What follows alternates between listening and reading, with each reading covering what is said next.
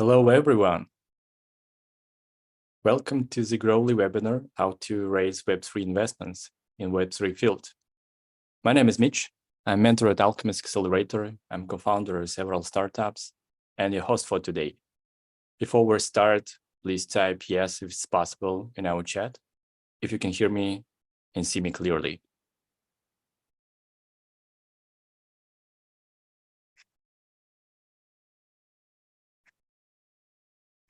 Hello. I don't see anything in our Zoom chat.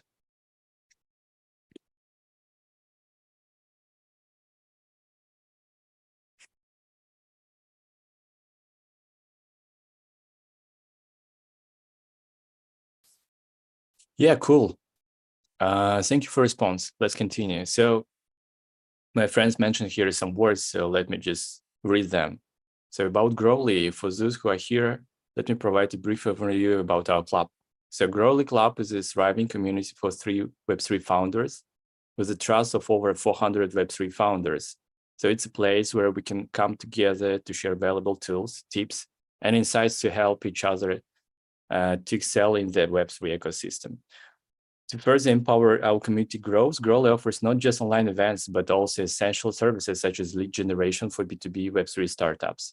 This includes cold outreach and fundraising automation, which can result in up to 15 plus potential investors or client calls per week. So if you're interested in learning more, please check the link provided in the chat. So now about the event. Now let's refocus to our agenda. This year, 2023 has proven to be actually an uphill battle for fundraising in the world of Web3. So I'm confident that each one of you has felt the weight of this bear market, which adds even greater significance to the webinar. So we're fortunate to have 4 esteemed founders with us, each prepared to impact their invaluable insights. They will reveal how they managed to secure funding this year, to formidable obstacles they encountered and strategies they employed to triumph over adversity. So there are 4 guys: Nzwi Chidembo, Johnny M, Andy M, and Maxim Polsky. Andy up. So let's start with Mr. Nzwi, right? Hello, are you here, bro? How's it going, Mitch? How are you doing today? Yeah, perfect. What about you? I'm doing well. Thank you so much for having me today. Yeah, cool. So could you please introduce yourself and briefly overview your Web3 background and your project? Awesome. So my name is Nzwi Chidembo. Everybody calls me Nzwi. I'm based out of Johannesburg, South Africa, and I'm the founder of a startup called Riskbloq. And maybe before I jump directly into the problem that we're solving at Riskbloq, let me speak a bit about my background. So I've been a technologist for most of my career. Got the opportunity very early on to go into university when I was 16 years old, where I studied computer science and felt the need to come back to the continent. So I did my studies in the States, but came back to the African continent to more so work directly with other founders, leveraging my technical skills to help build and scale their operations. I worked in different industries, but where I found my calling was more so in the venture builder space or venture capital space. Got an opportunity to help a number of startups across the continent, but also got an opportunity to learn more about different markets and different opportunities to a point whereby fintech was an area that I had a lot of liking in. And got to know some of the challenges that were being faced on the continent, and came across blockchain technology and quickly realized how this technology could solve so many different challenges that were being faced on the continent itself. So I finally got an opportunity to build a business within the space last year and launched Riskbloq. And the problem that we're trying to solve is that over the last couple of years, the number of digital assets that have been available within the market has increased 400-fold. And professional investors are spending more than $1 billion US, stitching together different data sets in order for them to form an opinion on the risk posture of these digital assets, but at the same time, form an opinion of how that risk posture affects their own portfolio. So at Riskbloq, we have embarked on an exciting journey to build a platform that generates risk profiles of digital assets. And we answer, important questions such as how easy is it to, for instance, find liquidity for a specific digital asset based on a specific trade that needs to be executed. And other questions around, for instance, what is the track record of a specific team that is working behind a specific project in order to just help the investors form a holistic view of the risk posture of a digital asset. So in a nutshell, I'll stop there, I think, and get some questions from you. I think you're on mute there, please. Yeah, I was muted. So thank you very much for your introduction and your background. Sounds fantastic. May I ask you, do you prepare any deck to share the screen or just? No, I think I was more so prepared for this just to be a conversation running through some of the questions that you have on your end. Sure. So our topic is about Web3 fundraising, right? So as I already know, you raised over 250K, right? US dollars in pre-seed round. So tell me more about that. Yeah, so it's a really interesting story. So for a number of years, I was working with a team called Founders Factory Africa, and we were basically building and scaling startups across the continent. I think when I joined the fund, we were still at the first cohort, and by the time I left, we were at I think portfolio business number 40. And during that journey, more so, I got an opportunity to present a concept around Web3 that I had been more so thinking about for a long time. And mind you, the fund that I was a part of wasn't necessarily a Web3 centric fund. So it was a really interesting exercise. Pitching and communicating an opportunity within the Web3 space to a non-Web3 investor. And fortunately enough, my pitch was more so accepted by the investment committee, and they were able to fund 2 rounds in the pre-seed, one for 100,000 and another one for 150,000 US dollars. But to complement that, we also, got support from partners such as AWS, who provide cloud credits, which have really gone a long way in terms of supporting our more so early growth. Okay, see, I'm just curious, in which location you raise this money, in Africa or somewhere in Europe, and how many calls, how many meetings you had with investors? Oh man, to be honest, I've lost count of how many calls I've had thus far. But I was able to raise that capital on the African continent, and through the entire exercise, I've learned a lot about mostly how to pitch a Web3 business to non-Web3 centric investors, as well as how to pitch them to Web3 investors. I think that was one of my very early learnings, that there's definitely a difference between the two investors. Okay, I see. And tell me more. What is the main difference?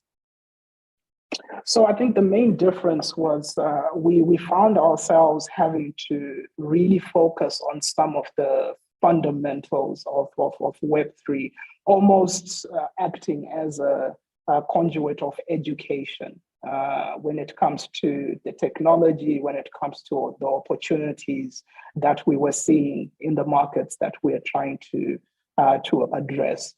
So the conversation would more so start off quite slowly and then ramp up.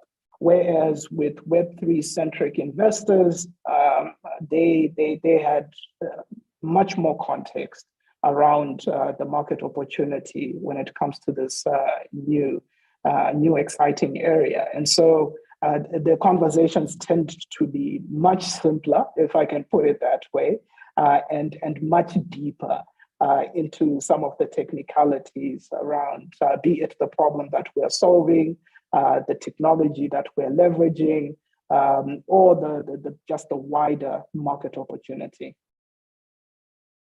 Okay, I see. So as all we know, currently is bear market, right? It's venture winter, and it's pretty hard to raise money.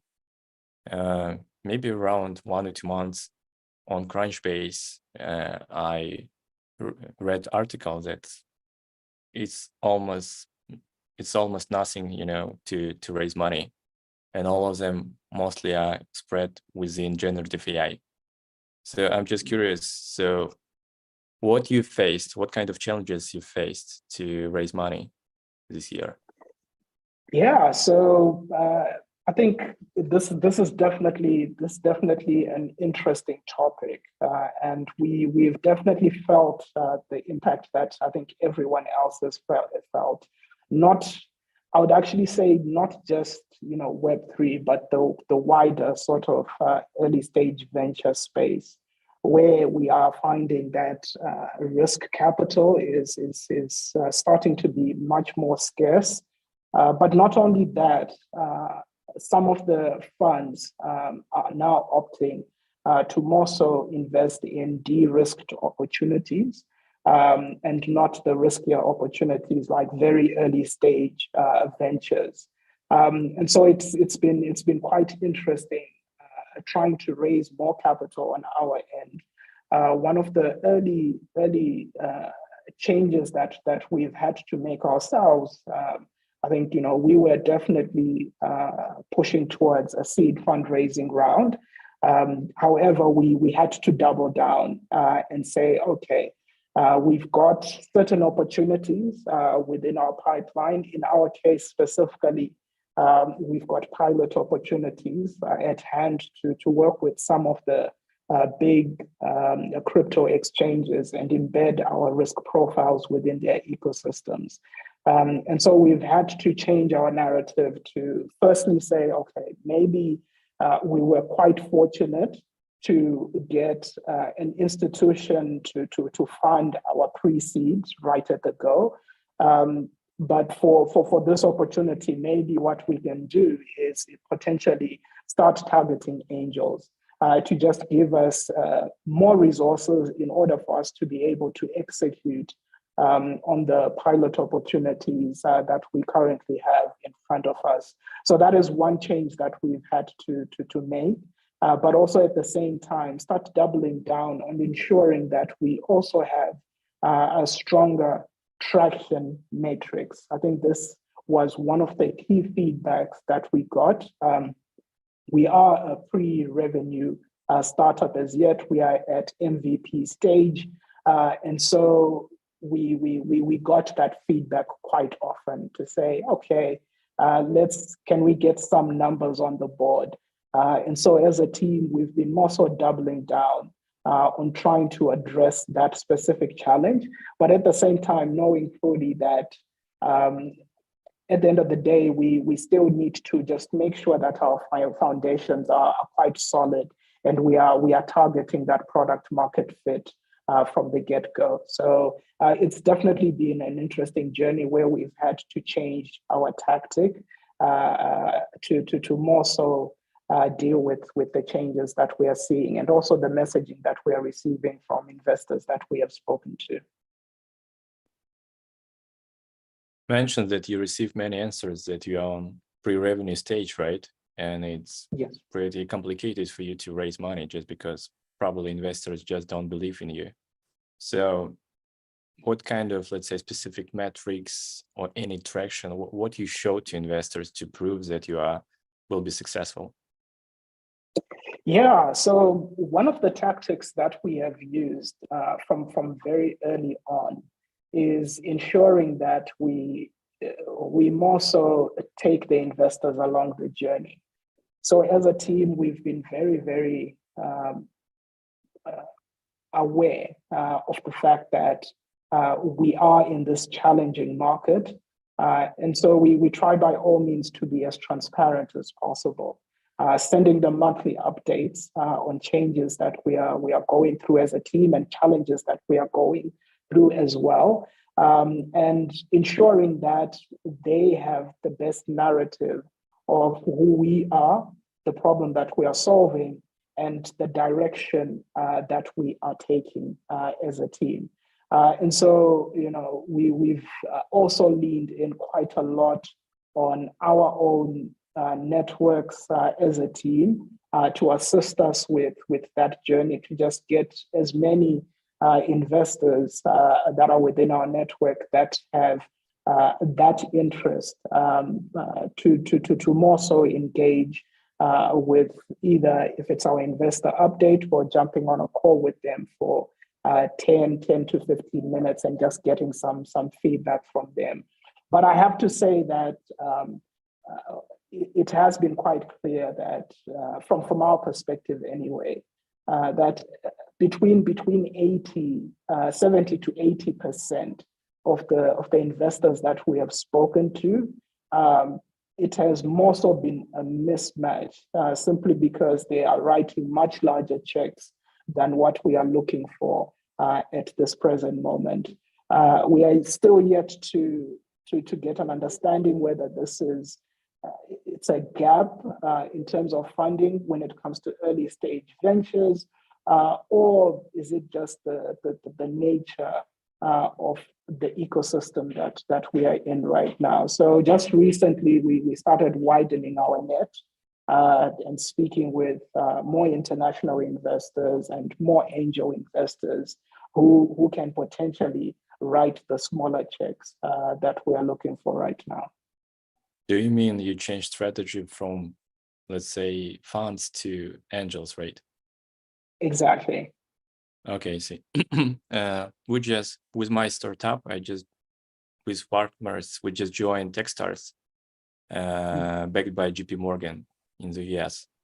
And we had one session with one mentor from there, and he mentioned, this mentor, he mentioned that if considered all angels, let's say all investors on the market, 80% of them, 80%, so most of them just bring you more disadvantages rather nothing or some pros. 10% bring you nothing, and only 10% bring you something more than just money or something else. Every time I think that lots of investors just a luck, probably. How they got money. Actually, I believe in luck, and I'm just interested. Considering that you met so many investors right before raising, have you found any pattern how to filter all these investors and find the right one? Yeah, you know what? Great question. And this has been definitely a learning for us as well. What has been quite clear is that we've actually had a lot of conversations that we were not supposed to be having, and I guess that the learning for us there was who not to speak to necessarily at this point in time, or someone to maybe just keep updated, but not necessarily ask to be on calls and go through that journey of seeking a term sheet from them. So I think what is quite clear from our side as well, and I like how you mentioned smart money, right? Is that we were quite fortunate that our first investor was smart money. They brought money on board. They also brought a lot of resources, from team members to the network, helping us to establish certain partnerships as well that were quite crucial for us. And that really, really went a long way. What we have also started to gather is that we want a similar profile, but for the angel, for the angel investors. So in essence, when we are going out in the market right now, we are seeking angel investors that can also provide us with very, very strategic assistance for us. We've got certain specific milestones. I've already mentioned one of them, that is to execute on the 2 pilots that are currently in front of us. That is super pivotal for us. So someone who can come in and really assist us to push the needle when it comes to that opportunity, I think they definitely go up the ladder from that perspective. But also someone who can assist us in shaping the narrative for wider distribution of our offering. Simply because I mean, what is quite clear is that yes, the wider VC space is going through a challenge at the moment. However, I think the Web3 space, we are still very early in terms of the adoption curve. And there are, interesting enough, there are a lot of interesting developments, like very fundamental and market expanding developments that are taking place right now that will more so shape the landscape in the near future. I'll speak to the one market that we are targeting as a team, which is South Africa. And within South Africa, we saw recently digital assets being declared as financial products, thereby allowing the opportunity for institutional funds to actually start having exposure to these digital assets, while at the same time more so functioning within the regulatory landscape. So it gives an opportunity for a player like us to function within this market and be fully regulated and fully licensed.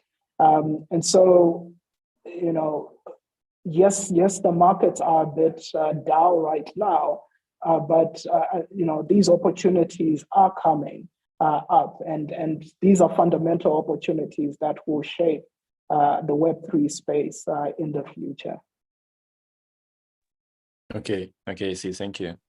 I just think that usually people and founders mention what helps them to, for example, to get funded or to build a unicorn company, right? But I want to ask you what kind of mistakes you made and you understand that you need to change something, I mean, in your fundraising way. Yeah, so I think, from my perspective, and the team, our team will also echo this. Sometimes you can get carried away by the bigger picture and not take care of some of the key fundamentals, right? Just making sure, for instance, that you start getting some revenues on the board.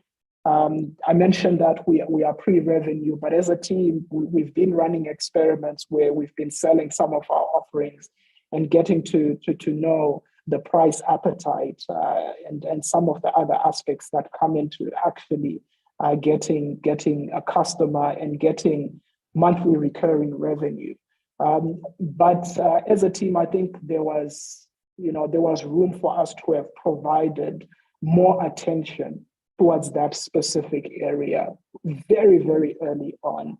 And this has been a learning, but also I think with the changes within the market, what we're starting to see is that investors are leaning more towards fundamentals and not necessarily the hype cycle that we saw when it came to Web3.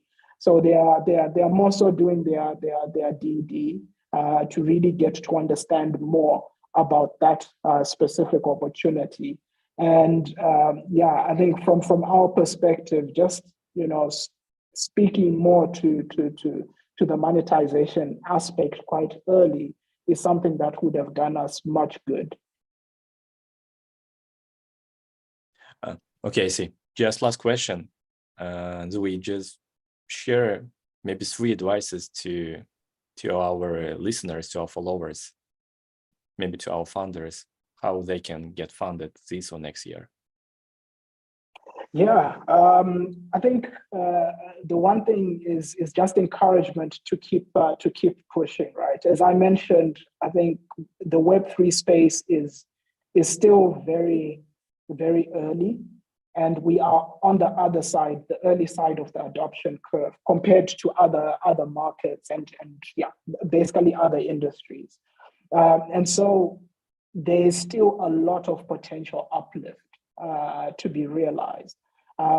So I would definitely say, if you have raised some capital, just manage your burn rate carefully, stay in the game, but also work on the fundamentals. Also leverage unconventional sources of capital. As a team, we've gained a lot from credits that are provided by cloud providers. Our platform is more so a cloud platform. So we've got partnerships with AWS, with MongoDB, with players such as Confluent, who have really helped us to more so help and architect the core product and offering that is on our end, and it's been substantial. I mean, if we correlate all of it, it will most likely come up to maybe $120,000 plus minus. So it has gone a long way from our perspective. Then also just take investors with you along the journey. Don't build in silent. Sometimes they might say no today, but there's also a big opportunity that they might say yes, be it 2 months, 3 months, or even a year from now. So just keep them close, take them along the journey, let them have a very good understanding of what you're building, your team, the problem you're solving, etc. I think it will just increase your odds of more so realizing that term sheet that will lead to an investment. Thank you, man. Yeah, awesome. We are done. Thank you so much, Mitch. I enjoyed this. Have a great evening. Take care. You too. Bye. Bye-bye. So we have another speaker, Johnny M, CEO at Morfyus. Hey, Johnny, are you here? Yes, I'm here. Yeah. It looks like the Hi. host disabled my video. Could you, there we go. Cheers. Hi, Yeah, how's it cool. going? Yeah, perfect. What about you? Where are you based? I'm currently in Singapore. Wow, So great. I'm about 5 hours ahead of you guys, I believe. Originally, where are you from? I'm originally from the US, but I've been living in Asia for about 20 years now. Singapore has been my home for 11 years. Just curious why you decided to relocate from US to some Asian countries. I guess I was fortunate. My family got relocated for their work, essentially. Okay, I see. Yeah. Johnny, thank you very much for joining this webinar. So just happy to hear. Please introduce yourself and shortly about your project. Yeah, sure. So my name is Johnny. I'm the CEO and co-founder of Morfyus. So Morfyus is an ecosystem. We focus on the future of work as well as play. In particular, in the Web3 space, the industry we like to tap on is X to earn. So with our first pillar in our ecosystem, it's called Morfyus League. What that is an esports gaming community. So we bring players globally together to be able to earn rewards playing games they love. And our second pillar, focusing on work, it's Morfyus Work. It's a blockchain-powered talent platform. It helps connect businesses with global emerging Gen Z talent, essentially. And my background, was across consulting, advisory, problem solving. So facing a lot of challenges in the market myself as a hirer was one of the motivations to build this. So it's essentially a job platform as well with a built-in identity solution. So meaning you have the benefits of platforms like LinkedIn and Upwork, but being based on blockchain and utilizing smart contract technology for payments. Additionally, you have that digital decentralized identity that's issued to you as a person. And that's just basically like a permanent and automated digital resume. So that allows more transparency and trust between talent and employers. And then you're able to earn and store digital credentials for everything that you achieve, new skills, new jobs that you get hired for, etc. And we do support a variety of industries, but we're mainly focusing on tech, AI, gaming, and Web3. So interested let's say, so interested to deep dive into your product, but today we are talking about fundraising, right? So maybe after this webinar, I will research your startup. Just curious, how much you raised, and what about current status, current progress? Yeah, so we're currently in the middle of a seed round. In 2021 and early 2022, we raised 1.7 million. That was a pre-seed round that was completed. And then most recently, we have an ongoing seed round. And to date, we've raised 320,000 in that ongoing seed round with a target goal of 1 million. Am I right that if you raise 1.7, it means on your previous round, you raised 1.4? So 1.7 was the pre-seed. Okay. In total. And right now in the seed, we've raised 320 out of 1 million. Your pre-seed was this year or last year? Pre-seed was 2021. Yeah. Oh, okay, I see. Yeah. Do you feel any difference in venture world this year and in 2021? Yeah, absolutely. I think in 2021, metaverse was kind of the buzzword that was being thrown around. So essentially, if you had a potential business model that evolved around Web3 or metaverse, it was a much easier environment to capture investor attention, get introductions, meetings, you name it, right? It was a lot more going on in terms of the fundraising side. So that definitely helped in allowing us to raise those funds during that period. As compared to now, I think the earlier speaker had pointed out a lot of things that I resonate with, right? It's definitely a lot more difficult. I mean, to put it shortly, the cycle, right? The length between getting a contact response to messages till you eventually get a meeting, right? After multiple follow-ups, and then from meeting to kind of the next step, right? Which is due diligence and data rooms. And so that entire process until you receive a check, yeah, that has definitely increased in time. Investors are moving a lot more slowly. They're also looking a lot more deeply, at fundamentals, at market growth, at traction, at viability in the long term, right? And especially in Web3, right? I think a lot of investors, unfortunately, who invested at the peak of the bull, right, are now having a lot of these, tokens that they purchased through private rounds unlocking, right? So maybe even potentially bearing a loss on that, right? So I think they're definitely scrutinizing projects a lot more closely. And yeah, it's taking a lot longer to convince investors to want to invest into your project. You mentioned, in a nutshell, that let's say conversion rate decreased in the whole stage of fundraising, and they mostly focus on growth and revenue. But I would like to ask what you found that definitely changed within these 2 years from the investor perspective, maybe some new questions or maybe another focus. So, I mean, to kind of put the context, since our seed round, I mean, we have generated revenue, so that has obviously helped. In fact, it's over $1 million in revenue since that round.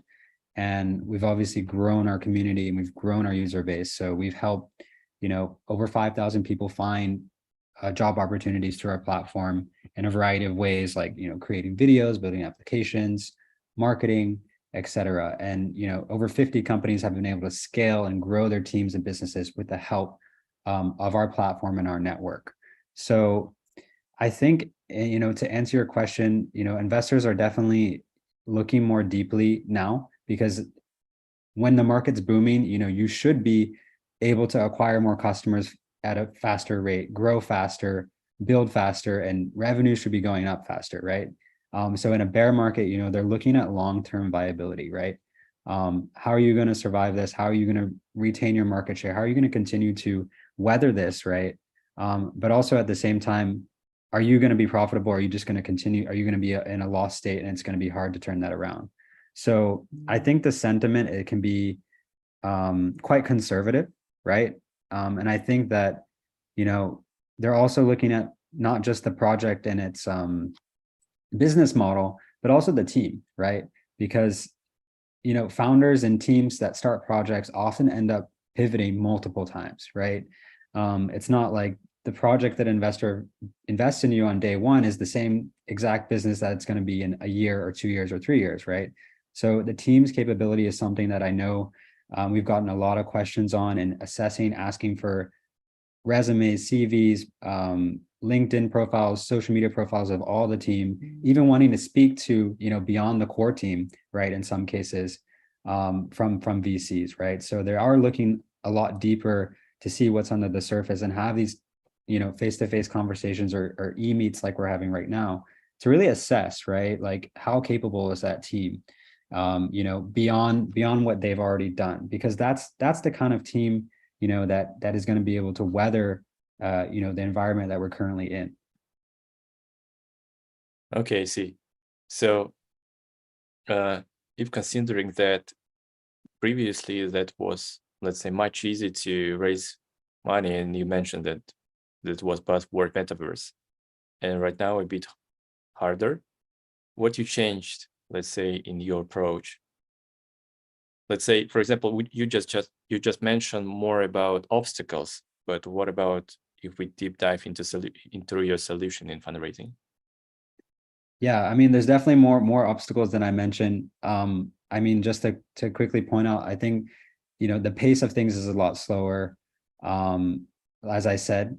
And I think, secondly, founders are underestimating the length of this, right, process. So what typically I see, and I personally went through that at some point, right, is not committing enough time to fundraise, right? So it's a full-time effort, right? And I think that if you don't commit the full time, it's going to make it even harder, because you'll be distracted by, your business goals and, the day-to-day things that are happening from the team, et cetera. And that distracts you, and that takes you away from, putting forth your best effort, which is, to drive capital into the company and find the right VCs to do that. So to overcome, to answer your question, I think, like, firstly, before we were meeting these VCs, we had practice sessions. We wanted to be able to ensure that we could clearly articulate what is that long-term vision for us. How is our platform going to bring utility, but also how is the team going to bring adaptability, right? Because we are in Web3 is still a growing and ever-changing market, right? So we need to be able to show that not only are we good at what we do now, but do we have the potential to make this into something bigger, right? Should the market change, or even pivot if we need to. And I think that in terms of kind of making this process better, given that the time has lengthened, to receive investment and to go through the fundraising process, one thing that we picked up along the way is this term called investor FOMO. So this is an art that any founder can pick up to fundraise, in a much more effective way. So just like everyone else, like there's that fear of missing out, right? So investors don't want to miss out on a potential, unicorn investment, right? So that pain of not being able to invest in a successful project is definitely going to be a lot stronger than the joy, from any other investments that do well. So by talking to as many investors as possible in the shortest amount of time possible, really helps to, number one, keep you focused on fundraising. And, all the stuff we're talking about in the investment meetings, all the questions that are being asked, all of that is like, constantly on the tip of your tongue, and it's retained a lot better, and you're improving a lot at a lot faster rate, right? So not only is your pitching getting better, but at the same time, you're able to bring up, you know, these points that what you've learned from the previous meetings and bring them into the next meeting. At the same time, when investors are asking, you know, how progress is and things like that, you're able to leverage all those other conversations that you're having, because you can say, yeah, well, you know, we're in multiple conversations at this time. You know, we're really advancing quite fast with some projects, because that is what will happen essentially, right? You will advance through the cycle a lot faster because you've condensed, you know, all these meetings into, you know, let's say a month. If you can have 40 meetings, that would be a lot better than, you know, doing that over like 3 months, right? So it does allow you to create that, you know, fear of missing out on the investors. And at the same time, you know, if they're really interested, they will definitely prioritize your company. So I think that's something that it's a little trick that you can use to kind of, you know, speed up the process, but also help you, you know, as a founder, you know, trying to raise in a bear market essentially, right? And again, re-emphasizing as the CEO of the company, you need to dedicate your full time, right? You can't rely on anyone else in the team to do this. And if you don't commit enough time, you won't succeed, right? Because you're just too sidetracked, too focused on, you know, the day-to-day business, little fires that are going to pop up here and there. So yeah, I think those are definitely strategies that can be utilized to help in fundraising in the bear market. And I think this might have been mentioned earlier, but the network plays a super important role, right? We've explored a lot more non-traditional avenues of fundraising, right? Not just speaking to traditional VCs, right? We've also managed to raise funding from our network, which includes family, friends, old colleagues, right? These are all, your network is your best resource in a bear market. So just relying on, you know, the typical email a VC, contact them on LinkedIn is not going to cut it, right? And you never know if you're just like one connection away or a phone call away from a potential investor, right? So these are the different avenues that I think are definitely worth exploring. Sometimes I think that in fundraising, the most important is just to find the lead investor. Do you think it's true, or any, you know, life hack how to find the lead investor? I mean, I think you'll know when you know. When I say that, I mean, you're not for every VC, and every VC is not for you. So you're probably going to have, you know, a solid 10 VCs out of, let's say, 100 that you meet or more, right? 10% that really resonate, get what you do, click with you, are in the right industry, right investment thesis, right? Right stage in terms of your company and you know, in terms of your investability. And they really get what you do. They're passionate about what you do. They've invested in similar projects. So those are the kind that you want on your team, you know, and they're going to help you also once they get interested, right? And probably will end up being your lead, right? So I think in terms of finding a lead, it's not easy, right? I mean, it's also kind of a FOMO thing, but it's also like, it's a herd mentality, right? Like investors, you know, they don't want to pull the trigger on their end until they've heard that someone else has done it first, right? So that's essentially why the lead is so important. And it's obviously going to be a lot more difficult in this time. But yeah, I mean, I think playing your cards and creating that FOMO that I talked about earlier can also help to shorten the time to find your lead, right?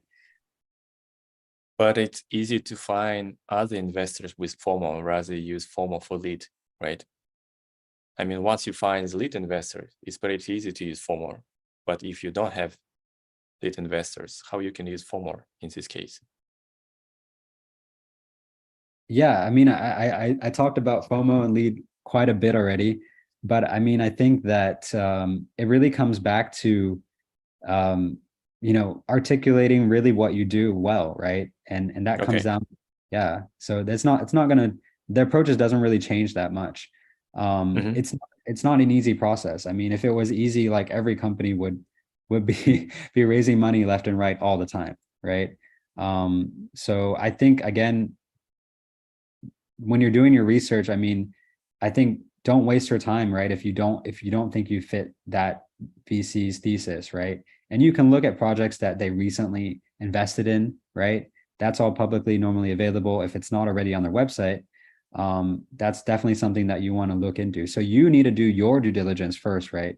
Rather than just kind of blasting out blindly, trying to bait any VC possible. It's almost like fishing, right? Don't just cast the net, but really kind of target, right? Use the right bait, right? Meaning that you've done your research, then you create a targeted message to the right investors that you think you'd be a good fit for. So that will, help you in terms of finding an investor that fits you guys and will be a great asset for them as well as for you. And that can be your potential lead. So it means there is no any silver bullet. Just focus what you're doing, just work hard, right? Okay. Yeah. The same question what I asked Nzwi.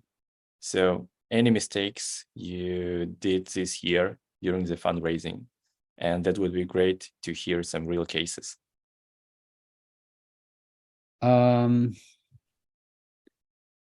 mean, we didn't really make a mistake yet, but I think I talked about these earlier. I mean, these were challenges, right? Like I think myself, I'll just recap. I mean, initially I said that we didn't commit enough time initially, at least myself personally, right? I'm trying to juggle things on the business side, operations, sales, etc. But at the same time, I have this duty to go and complete this seed round. So I think when we realized that this process was going to be much longer, we had to fully dedicate time to it. So I think that was one aspect of it. I think another thing that was interesting, I don't know if the other Web3 projects face this, we actually we experienced 3 times fake investors. So meaning there's a lot of investment scams out there, right? So fortunately we didn't cross the line where we signed anything with these fake investors, or there was never a transaction or anything like that. But yeah, we learned after that this was actually a really common thing, especially in a bear market, right? There's basically people out there that represent wealthy investors. They call themselves like investment managers or things like that. They go by different terms, and they have a wealthy investor looking to invest in a seed stage company in Web3 or tech or whatever it might be, and they have a website. They look quite legit, and the process is quite legit. It's as if you're speaking to any other VC.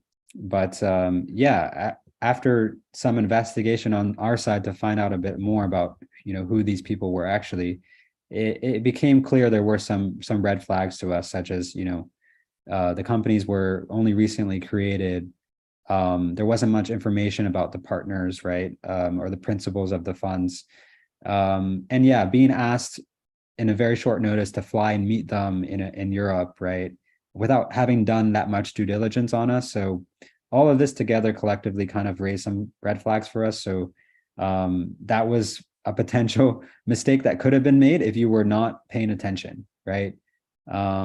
So I think from what we researched and found out after this, like these fake Web3 investors, essentially somehow they hack your wallet after you meet them. So I don't know, it didn't happen to us, but if you Google about this, I think it was in CNBC even, it was on a major news site about Web3 founders flying into Europe to meet these investors and then finding out, checking their wallet the next day, and then all of their funds have just been drained.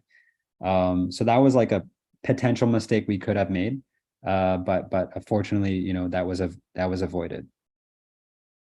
When you mentioned about fake investors, I just thought that probably they haven't find LP, but you mentioned about wallet, right? So how they can connect to your wallet? I just have no idea. I also do not know the science behind it. We would love to know that, because that's a huge security issue, right? Like if someone can meet you and not know your seed phrase and still be able to draw your funds, who knows, right? Could have been a link you clicked on that they sent you. Could have been so actually one thing that we saw is but this is not to do with investors, but yeah, I'll save the story for another day. It had to do with Web3 gaming, but yeah, that's probably better for another conversation. Okay, I see.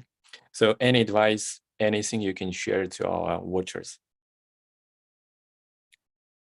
So I think that beyond, we talked about a lot of like advice. I think there's been definitely a lot of challenges, in this market. I think that building trust with investors is very, very critical. So whether that's, through the conversations that you're having, we also try to emphasize the strategic partnerships and value that that's bringing to our ecosystem. So we've brought on a lot of recent partnerships recently, including with some major AI products, as well as some universities in Silicon Valley in California. So being able to highlight that, shows that not only are we thinking outside of the box, but we're looking at how are these partnerships able to bring us, closer to our long-term goals, right? So things like, emphasizing how they're actually building us a stronger foundation and also allowing us to build our network and our community and ecosystem. I think those things are definitely important. So whenever you're communicating, whether it's in your pitch deck or email updates, I think those are two things that I think really stood out. I think beyond that, like I talked earlier about the team, right? So building a resilient team definitely helps navigating the current environment, right? So really surrounding yourself with people that are adaptable to changing circumstances. Like, for example, your product manager might have been great in his role, but you might have to put a double hat on him in this environment and take on a role as like the marketing manager, right? Or community manager, right? So I think if your team is able to do that and help you, that's going to be a huge asset right now, right? Where a lot of teams are trying to conserve funding, right? They're trying to downsize. So being able to be strong and have a team that's versatile will definitely help to navigate this. And yeah, I think, of course, beware of scams. Like, as I mentioned earlier, that's definitely something, if you weren't already aware, you should be now. And I think that you should always do your own research, right? And try to get references or even background checks to make sure that they are legitimate, right? Thank you very much, Johnny. Good luck to your current fundraising round. Thank you. And have a good night. You too. Bye-bye. We have another speaker right now, Max Yampolsky, CEO at One Click Crypto. Hey, Max. Hello. Hello. Hi, Mitch. How do you Hi, hear Max. me? Yeah, I'm hearing you well. Nice. How are you today? Where are you based? Amazing. I'm currently based in Bali, Indonesia, not so far from the previous guest. I see. This winter, I've been in Bali, Malaysia, and Thailand. So just tell me more about yourself and about your project. So I'm currently focused on building One Click Crypto. We've been in the space since 2019, I guess. Before that, I was mostly in product development. So I was running a couple of IT outsourcing agencies with some of my partners. We built web and mobile apps for different enterprise clients around the globe, fintech, gaming, medtech, insurtech, and eventually blockchain. So after this service agencies, we went on to create our own products and created an AI marketing startup, and One Click Crypto was one of the other products. The vision behind what we do right now was to create a very simple, very easy to use, you can say, a one-click interface for all the users who want to get into crypto, and let them to create and manage portfolio with super easy tools, right? And initially we launched as a kind of a CeFi product. So we were like a trading bot platform where you could create an account, you could create your strategy or use our own strategies that we had, connect Binance or crypto.com or Kraken exchange, and start trading. And it was essentially one-click experience. You just tap the strategy, connect your exchange, and it does everything for you. We managed to grow it to about 12.4 million assets under management in 2021 bull market. Within like 6 or 7 months since launch, the things were quite active then and quite, fun in the space. But as you may know, 2022 had been quite not the best market, not the best year for CeFi market in particular. A lot of events, FTX, So we had to diversify, and we launched our kind of secondary product line, which becomes a primary product line, which is more DeFi focused, right? Essentially, DeFi, we offer kind of similar vision, one-click onboarding, one-click investing into crypto, but instead of exchanges, centralized exchanges and trading bots, we focus on yield, right? Yield is like staking, lending, liquidity providing on DEX. So essentially, we give you a platform where you can essentially click one button and create a super diversified portfolio, which will be like robust from risk reward perspective. It's not just you're putting all your money in like Luna or whatever, right? It's a more of a risk conscious approach. So you can think about it like index investing, where you have an index like S&P 500 in TradFi, but for crypto. So yeah, that's essentially what our focus is as of today. How many users you have currently? So currently we are at beta stage, so our app is not fully live, but even then we got recently quite a surge in terms of users. Right now, I think we're at 4,000 weekly users. So it means you have currently per MVP, right? And 3,000 users weekly. It's what, waitlist? I mean, it's kind of like a pre-MVP, but there is some useful functionality. For example, you can use the app to create your portfolio. There is not much you can do like in terms of actually investing and smart contracts, but there is a really cool interface you can play around with, and that's what people have been doing on the app. Okay, I see. So how much you already raised? So we raised a total of 450 K spread across like you can say pre-seed and seed. So pre-seed we raised for 150K earlier this year in January, and after that another 300. You can say like a bridge round or like a part of the ongoing seed that we currently are raising as well. Okay, I see. So you raised from what, FFF, friends and family, from angels, from funds and venture capitals? Yeah, mostly angels. There were some friends, of course, as well, and small venture capital, smaller funds, syndicates with like not that big checks. Okay, have you raised ever before?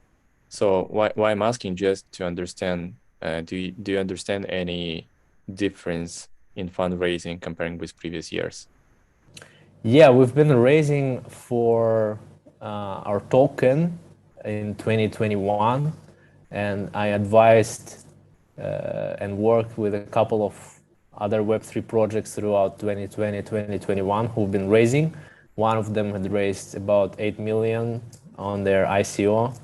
It was very crazy without any product, just a white paper and a pitch deck.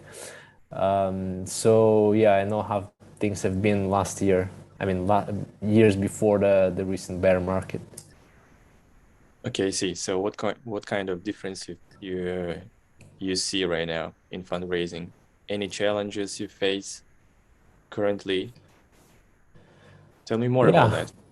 I mean, of course, now it's completely different times, and the early stage startups, they kind of get suffer the most. The main difference is that founders and the projects, they need to show much more to get money from investors in this market than they used to in 2021. For example, when projects were raising at bull market, essentially you didn't need to have much. You could just, make your white paper, make sure it looks legit with technical details, create a pitch deck, on board some team members and advisors, and with that setup you can already go and raise maybe 1 or 2 million from venture capital and even from retail, right? You cannot do this right now, and like since last year people and investors are more picky and more reasonable. There is much less dumb money, in the space. If 2021 there was just too much money, and that actually led to a lot of questionable and you might say even scammy projects out there that kind of like jumped on that hype wave and got some of that capital flowing money in that market and didn't deliver much. So actually, I believe that one of the reasons of the recent bear market is that there was just so much money out there, that like so much dumb money that it eventually had to cool down a little bit to kind of balance it out in terms of projects that are building, right? So if you want to race in this market, you want to show much more than the white paper and the deck, show a working product or at least MVP, show some good metrics. If not product metrics, show your community. Show that you have wait lists, show that you have active community members, maybe ambassadors, show that people are talking about you on social media, influencers and whatnot. Show that there is something going on about your project and it keeps increasing, right? Show some progress. If last month you had 1,000 active users, monthly active users, show that this month you have 1,500. Next month show that you have 2,000. Like show some consistent progress. You might not find money that quickly, but a lot of relationship that you can start earlier with investors, they might lead to an investment later on in the stages. Important thing for you as a project, as a founder, is actually to survive. and that's I think the main challenge and the main goal for every founder that's raising in the early stage right now. As I understood, you just mentioned what could help founders to raise money in general. But my question, what helps you specifically? I mean, specifically for you in current fundraising? Just curious. So what helped me and our project is mainly, as I mentioned, building relationships early, right? So some of the investors that participated in recent rounds, we've been in touch with them for like a couple of years, right? Some of them were our partners or clients even. Some of them were just friends. And at the right moment, the opportunity presented itself and we kind of decided to do business together. So yeah, when you're starting from like complete zero, from scratch, it can be tough, but maybe like it's not that bad. Try to think of some remote connections, some people from your past job or some friend that you had in college who seemed to be like from rich family or whatever, or into business. Just reach out to them randomly, just say hello, like arrange a coffee or a meeting. There is opportunity everywhere and some random connection can lead to something more meaningful. So I would say definitely try to tap into existing relationships before trying to build the new ones. After that, try to go meet people in person.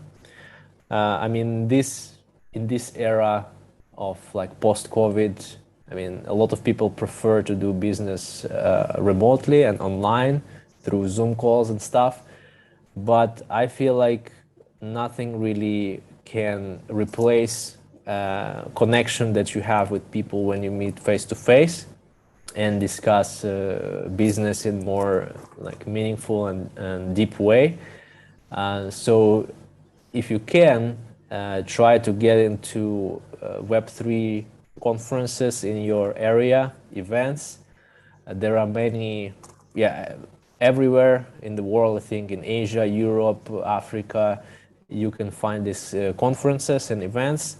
And most often there are even special offers for startups that you can arrange with organizers. For example, there might be a pitching competition where you can officially register your startup to present your pitch in front of a wider audience, even like a lineup of VCs, maybe a few dozen people, investors. So that actually helped us to grow our network and find some investors through events that happened last year. So those events, relationships, I think is a quite decent start in this fundraising climate. You mentioned that it's better to meet in person with different investors, right? It's pretty easy to meet some investors in conference, for example, somewhere in Bali. But what if you have a chat with investor from, for example, from Singapore or from KL? Are you going to propose a offline meeting or not? No, actually, Bali is not that far from Singapore or KL. So if that's really needed, you can offer to meet in person. Most of the time, I travel like occasionally to Singapore and other regions. So if I have like a list of contacts I have in Singapore, before like 1 or 2 weeks before my trip, I just message all of them and say, hey, do you want to grab a coffee or so? And this way I have already like 10-15 meetings lined up for a couple of days I'm in the city, so we can meet in person. But if you just want to meet with one investor and they are not even that enthusiastic, then I don't think it's worth it to travel that far. Okay, I see. Any mistakes you did during your fundraising? Would be happy to hear some real cases. I think one of the mistakes that we've made last year is to focus a lot on fundraising itself, right?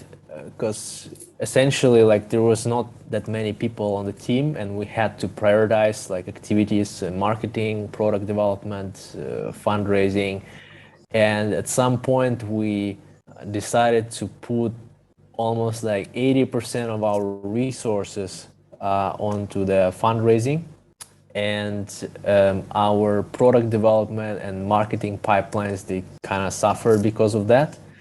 We had to put on hold some of the activities, some releases went over the deadline, the community wasn't happy, so we kind of sacrificed a little bit on the like project side itself, just for the sake of raising money.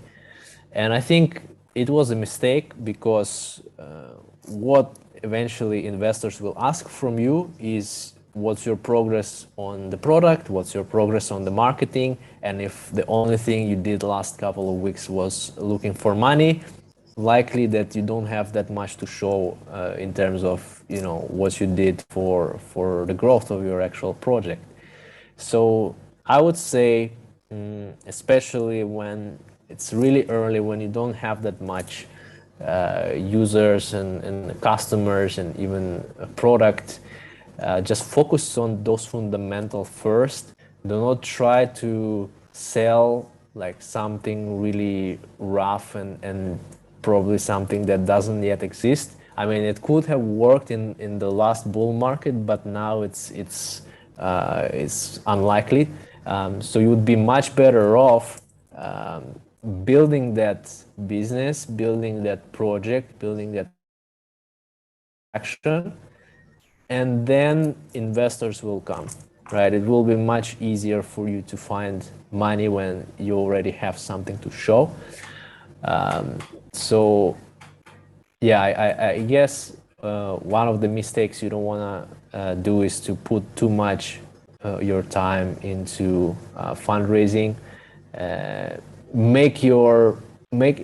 is a phrase like make yourself too good that they cannot ignore you. So just focus on becoming really great, and the money will find you in any case.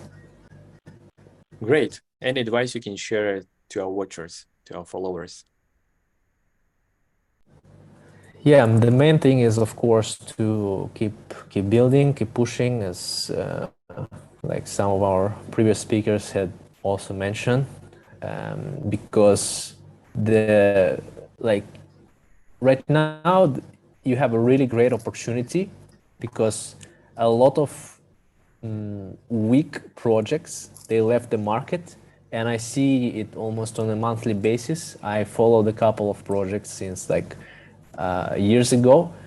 A lot of them shut down, a lot of them leave, a lot of them say sorry, we didn't survive, our investors didn't support us, we had this issue, we got hacked, whatever. So a lot of projects, they are leaving because they couldn't survive, and that means you have less competition, right? That means that those people who stay, those OGs and those really hustlers, they will be much more successful, and they will reap the benefits later on when the next cycle, market cycle, is coming. Because of the lesser competition, there are less scammy projects, there are less some questionable people in the space, because they realize that there is no free lunch, there is not much easy money here, so they probably went on doing some other things. And this is your opportunity to connect with people who really know what they're doing, meet amazing builders, service providers, investors who actually keep on participating in the industry, who are not here for the hype, they are here for the long term, and build those relationships, because they will be really important for you when the next year, the next cycle will come.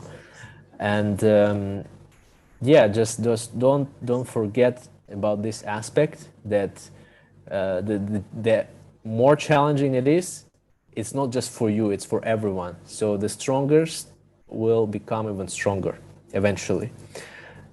So I guess, don't give up. That would be my advice. Thank you very much, Max. Really appreciate your speaking. Thank you. It's been a pleasure. Thanks for having me. Yeah, as we wrap this enlightening session, I would like to take a moment to express our sincerest thanks to our fantastic speakers, Nzwi, Johnny, and Max. Your insights and expertise have truly made this session special, and we're so grateful for your time and contribution. We hope you all around the session useful, and we can wait to catch you on the next Growling event. Thanks, everyone. Bye-bye.